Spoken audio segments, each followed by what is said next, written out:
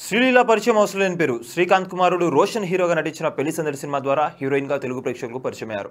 శ్రీలీల మొదటి సినిమాతోనే తన నటనతో ప్రేక్షకులను మెప్పించిన ఈమెకు అనంతరం టాలీవుడ్ ఇండస్ట్రీలో యంగ్ హీరోలు అందరి సరసన నటించే అవకాశాలు అయితే వచ్చాయి. ఇక రవితేజతో కలిసి నటించిన ధమాకా సినిమా మాత్రం సూపర్ హిట్ కావడంతో ఈమెకు గత ఏడాది డజనుకు పైగా సినిమా అవకాశాలు వచ్చాయి.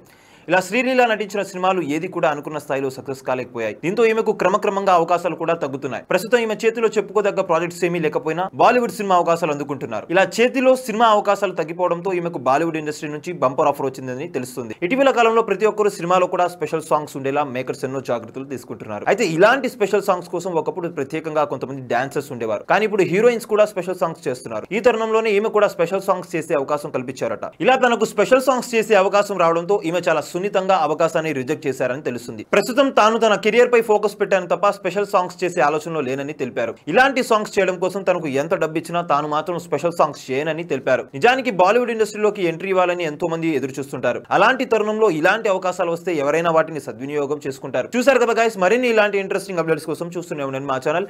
మీరు కనుక మొదటిసారిగా మా వీడియోస్ ని చూస్తున్నట్లయితే కనుక మా వీడియోస్ ని లైక్ చేయండి, షేర్ చేయండి, మా ఛానల్ ని సబ్స్క్రైబ్ చేయండి, పక్కన ఉన్న బెల్ ఐకాన్ కూడా యాక్టివేట్ చేసుకోండి. Thank you for watching our videos. Till then, see you, bye bye.